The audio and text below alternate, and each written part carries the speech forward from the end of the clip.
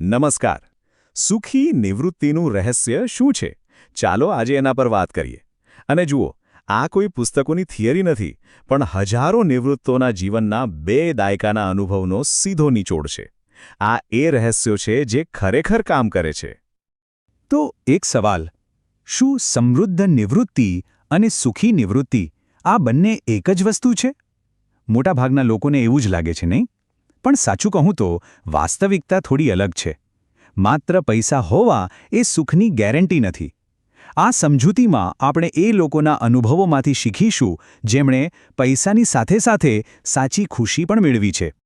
અને આ માહિતીની સૌથી ખાસ વાત શું છે ખબર છે? કે તે 100% સાચી અને વાસ્તવિક છે. આ કોઈ સલાહકારની સલાહ નથી, પણ એવા લોકોની વાત છે જેમણે પોતાની નિવૃત્તિને સફળ બનાવી છે. આપણે તેમના સાચા નિર્ણયો અને એમની ભૂલોમાંથી પણ શીખીશું. તો આ રહસ્યોને સરળતાથી સમજવા માટે આપણે તેને 3 મુખ્ય પાયા પર જોઈશું. પહેલો છે નાણાકીય કિલ્લો, બીજો છે અર્થપૂર્ણ જોડાણો અને ત્રીજો છે વ્યક્તિગત સુખાકારી. અને આ બધાને એકસાથે બાંધી રાખે છે એક ખાસ પ્રકારની માનસિકતા, જેને આપણે કહીશું માલિકીની માનસિકતા. ચાલો આપણા પહેલા સ્તંભથી શરૂઆત કરીએ. કોઈ પણ સારી ઇમારતનો પાયો મજબૂત હોવો જોઈએ, બરાબર ને? સુખી નિવૃત્તિનું પણ બસ એવું જ છે. અને એનો પાયો છે નાણાકીય સુરક્ષા. આ એ પથ્થર છે જેના પર બાકી બધું ટકેલું છે. તો ચાલો જોઈએ કે સુખી નિવૃત્તો આ નાણાકીય કિલ્લાને કેવી રીતે મજબૂત બનાવે છે. સુખી નિવૃત્તિનો આખો પાયો કેટલીક સ્માર્ટ આદતો પર ટકેલો છે. પહેલી વાત, તેઓ રિટાયર થતા પહેલા બધી જ લોન અને જવાબદારીઓ પૂરી કરી દે છે. બીજું, તેઓ ઉતાવળમાં વહેલી નિવૃત્તિ લેતા નથી, પણ 60 વર્ષ સુધી કોઈને કોઈ રીતે આવક ચાલુ રાખે છે. સાથે જ એક મોટો હેલ્થ ઇન્સ્યોરન્સ લઈને પોતાને સુરક્ષિત કરી લે છે અને પોતાના ફંડને શેરબજારના જોખમોથી બચાવીને રાખે છે. હવે એક બહુ જ મોટી ગેરસમજ વિશે વાત કરીએ. મોટાભાગના લોકો શું વિચારે છે કે બસ બેંકમાં કરોડો રૂપિયા જમા થઈ જાય એટલે બધું સેટ. પણ સુખી નિવૃત્તો કહે છે કે ના, બેંકમાં પડેલા પૈસા કરતાં પણ વધુ જરૂરી છે નિયમિત દર મહિને આવતી આવક. આ બંને વચ્ચે જમીન આસમાનનો ફરક છે. તો આ મજબૂત રોકડ પ્રવાહ એટલે શું? એકદમ સાદી ભાષામાં કહું તો તે એક એવો પગાર છે જે નોકરી પછી પણ દર મહિને તમારા બેંક ખાતામાં ટાઈમસર આવી જાય, પછી ભલે તે વ્યાજ હોય, પેન્શન હોય કે ભાડું. આ જ એ વસ્તુ છે જે તમને નાની નાની જરૂરિયાતો માટે કોઈની સામે જોયા વગર માનભેર જીવવાની આઝાદી આપે છે. પણ તમારો રોકડ પ્રવાહ ખરેખર મજબૂત છે કે નહીં એ કઈ રીતે ખબર પડે? એના માટે છે આ 3 સ્ટ્રેસ ટેસ્ટ. પહેલો, શું તે શેરબજારની ઉથલપાથલથી સુરક્ષિત છે? બીજું, શું દેશમાં વ્યાજદરો બદલાય તો એના પર કોઈ અસર થશે? અને ત્રીજું, સૌથી અગત્યનું, શું તે જીવનસાથીને પણ સુરક્ષા આપશે? જો આ ત્રણેયનો જવાબ હા હોય તો સમજો કે તમે સાચા રસ્તે છો. ચાલો, નાણાકીય કિલ્લો તો મજબૂત થઈ ગયો, પણ શું એટલું પૂરતું છે? જરાય નહીં. કારણ કે પૈસા તમને સુરક્ષા આપી શકે છે, પણ ખુશી નહીં. સુખી નિવૃત્તિ માટે એટલા જ જરૂરી છે મજબૂત અને અર્થપૂર્ણ સંબંધો. આ તમારા જીવનનું સોશિયલ સ્ટ્રક્ચર છે. હવે જે વાત હું કહેવા જઈ રહ્યો છું એ કદાચ તમને સાંભળવામાં થોડી અજીબ લાગશે, પણ મારા પર વિશ્વાસ કરો, આ એક સૌથી શક્તિશાળી સત્ય છે. સુખી નિવૃત્તો તેમના બાળકો સાથે પ્રેમભર્યો પણ એક સ્વસ્થ અંતરવાળો સંબંધ રાખે છે. આનો અર્થ દૂરી નથી, પણ સંબંધોને વધારે મજબૂત અને ખુશહાલ બનાવવાની એક કળા છે. તો આ સ્વસ્થ અંતર કેવી રીતે જાળવવાનું? એના 3 સરળ નિયમો છે.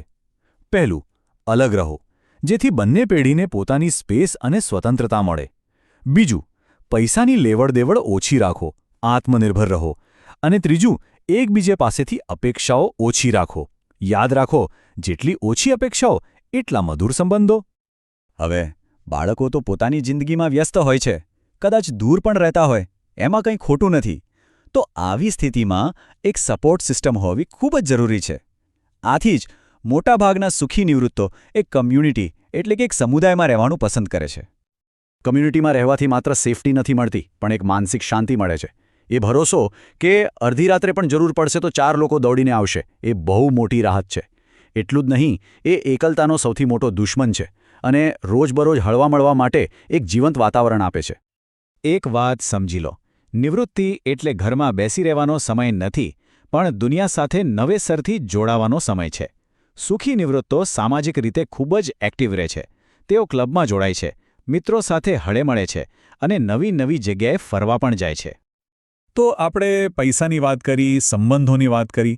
હવે આવીએ સૌથી અગત્યના પાયા પર, અને એ છે તમે પોતે, તમારી પોતાની સુખાકારી. કારણ કે જો શરીર અને મન સાથ ન આપે તો બાકી બધું નકામું છે. સુખી નિવૃત્તો જાણે છે કે સાચી સંપત્તિ તો સ્વાસ્થ્ય જ છે. એટલે જ તેઓ નિયમિત કસરત, સમયસર હેલ્થ ચેકઅપ અને પૌષ્ટિક આહારમાં રોકાણ કરે છે. આ નાનું રોકાણ ભવિષ્યમાં હોસ્પિટલના મોટા ખર્ચ અને શારીરિક તકલીફ બંનેથી બચાવે છે. હવે એક એવા વિષય પર વાત કરીએ જે થોડો સંવેદનશીલ છે, પણ એના વિશે વિચારવું ખૂબ જ જરૂરી છે. આંકડા એક કડવી હકીકત બતાવે છે કે ઘણા પરિવારોમાં પતિ તેમના જીવનસાથીને પાછળ છોડીને પહેલા વિદાય લે છે. આ સત્યને સ્વીકારીને એક જવાબદાર વ્યક્તિ તરીકે એ જોવું જરૂરી છે કે પાછળ રહેનાર વ્યક્તિ સુરક્ષિત રહે. આ સવાલ પર જરા ઊંડાણથી વિચારજો. આપણે થોડા દિવસ માટે ક્યાંક બહાર જઈએ ને તો ઘરની બધી વ્યવસ્થા કરીને જઈએ છીએ. પણ જે વ્યક્તિ પાછા ન આવવા માટે જાય છે એના માટે શું? સુખી નિવૃત્તો આ પ્રશ્નોનો સામનો કરે છે અને એના માટે અગાઉથી જ તૈયારી કરી લે છે. આ તૈયારી એ ડર નહીં, પણ પ્રેમ અને જવાબદારીની નિશાની છે. તેઓ જોઈન્ટ લાઈફ પેન્શનની વ્યવસ્થા કરે છે, બધી નાણાકીય બાબતોને એકદમ સરળ બનાવી દે છે અને બધી સૂચનાઓ સ્પષ્ટ રીતે લખીને રાખે છે. આ સુનિશ્ચિત કરે છે કે તેમના ગયા પછી પણ તેમના જીવનસાથીને કોઈ તકલીફ ન પડે. આનાથી જે મનની શાંતિ મળે છે એ અમૂલ્ય છે. તો આપણે 3 મજબૂત સ્તંભો જોયા: પૈસા, સંબંધો અને સ્વાસ્થ્ય. પણ આ ત્રણેયને એકસાથે જોડીને શું રાખે છે? એવી કઈ જાદુઈ વસ્તુ છે જે આખી ઇમારતને ટકાવી રાખે છે? તે છે આપણું છેલ્લું અને સૌથી શક્તિશાળી રહસ્ય: માલિકીની માનસિકતા. આ એક ખૂબ જ સાદી પણ બહુ ઊંડી વાત છે. સુખી નિવૃત્તોમાં એક વસ્તુ કોમન હોય છે: તેઓ ફરિયાદ નથી કરતા.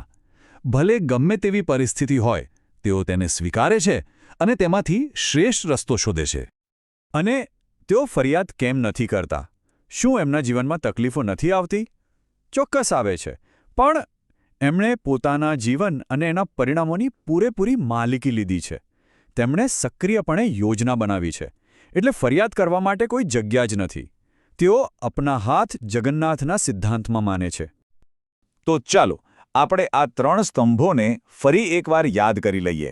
1. મજબૂત નાણાકીય કિલ્લો, બાળકો અને સમુદાય સાથે અર્થપૂર્ણ જોડાણો, અને સ્વાસ્થ્ય અને માનસિકતા પર કેન્દ્રિત વ્યક્તિગત સુખાકારી. અને આ બધાની ઉપર છે માલિકીની માનસિકતા. તો છેલ્લે બસ એટલું જ યાદ રાખજો: નિવૃત્તિએ પૈસા ભેગા કરવાની રેસ નથી, પણ જીવનને પોતાની રીતે ડિઝાઇન કરવાનો એક મોકો છે. તો સવાલ એ નથી કે કેટલા પૈસા બચાવશો, પણ અસલી સવાલ એ છે કે તમારી નિવૃત્તિની ડિઝાઇન કેવી બનાવશો. આ વિચાર સાથે આભાર.